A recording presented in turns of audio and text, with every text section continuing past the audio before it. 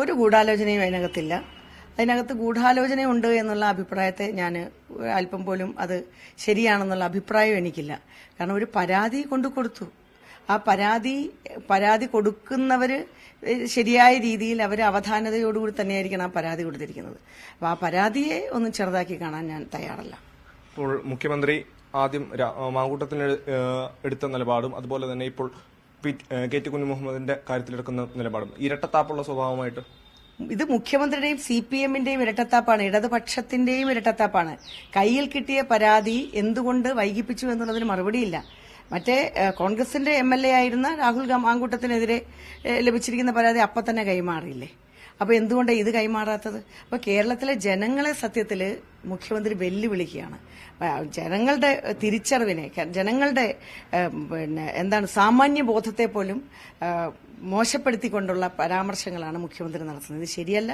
ഒരു അധികാര സ്ഥാനത്തിരിക്കുന്ന ഒരാള്, നമ്മളുടെ ജനങ്ങളുടെ ജീവനും സ്വത്തിനും ഒക്കെ സംരക്ഷണം നൽകേണ്ട ഒരാള് ഇത്തരത്തിൽ പ്രചരണങ്ങൾ അല്ലെങ്കിൽ അത്ര മ്ലേച്ഛമായിട്ടുള്ള വാക്കുകളുമായിട്ട് കടന്നു വരുന്നത് കേരളത്തിലെ പൊതുജനങ്ങൾ നിന്ദിച്ച് തള്ളിക്കളയും.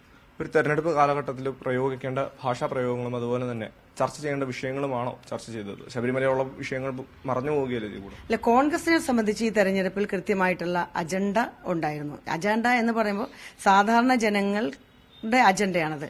സാധാരണ ജനങ്ങൾ ഈ സർക്കാരിനെതിരായിട്ടുള്ള വലിയ വിദ്വേഷത്തിൽ തന്നെയാണ്. കാരണം ഒട്ടേറെ പ്രശ്നങ്ങളാണ് അവരുടെ സാധാരണ ജനങ്ങളുടെ ജീവിതവുമായി ബന്ധപ്പെട്ട പ്രശ്നങ്ങൾ, വിലക്കയറ്റം അടക്കമുള്ള പ്രശ്നങ്ങൾ. ഏറ്റവും പ്രധാനപ്പെട്ട മറ്റൊരു കാര്യം എന്ന് പറയുന്നത് ലോക തീർത്ഥാടന കേന്ദ്രങ്ങളുടെ ശ്രേണിയിൽ തന്നെ ഏറ്റവും മുന്നിലുള്ള ശബരിമലയിലെ സ്വർണ്ണപ്പാളികൾ കട്ടുകൊണ്ടുപോയത് CPM-ന്റെ നേതാക്കന്മാര് ജയിലിൽ കിടക്കുന്നു എന്നുള്ളത് അവരുടെ പാർട്ടിയുടെ അണികളിൽ തന്നെ വലിയ അമ്പരപ്പുണ്ടാക്കിയിരിക്കുകയാണ്. കാരണം ഒരു ശബരിമലയിൽ പോയി സ്വർണം കട്ടെടുക്കുന്ന ആളുകൾ ഇനി എന്തൊക്കെ മോഷ്ടിച്ചിട്ടുണ്ട് അല്ലെങ്കിൽ എന്തൊക്കെ മോഷ്ടിക്കും എന്നുള്ളത് അവർക്ക് വല്ലാത്ത പ്രയാസമുണ്ടാക്കിയിട്ടുണ്ട്.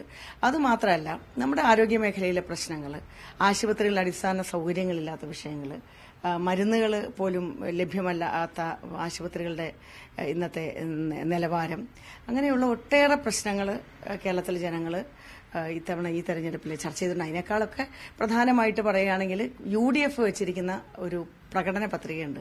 കോൺഗ്രസും അതുപോലെ തന്നെ UDF-ലെ ഘടകകക്ഷികൾ എല്ലാവരും കൂടി ആലോചിച്ച് ചർച്ച ചെയ്ത് കേരളത്തിലെ പൊതുജനങ്ങളുടെ ഇടയിൽ നടന്ന് അവരുടെ പ്രയാസങ്ങൾ ഉൾക്കൊണ്ടുകൊണ്ട് കൊണ്ടുവന്നിരിക്കുന്ന ഈ പ്രകടന പത്രികയ്ക്ക് വലിയ അംഗീകാരമാണ് ഈ തെരഞ്ഞെടുപ്പിൽ കിട്ടിയിരിക്കുന്നത് എന്ന് നമ്മൾ വിശ്വസിക്കുകയാണ്.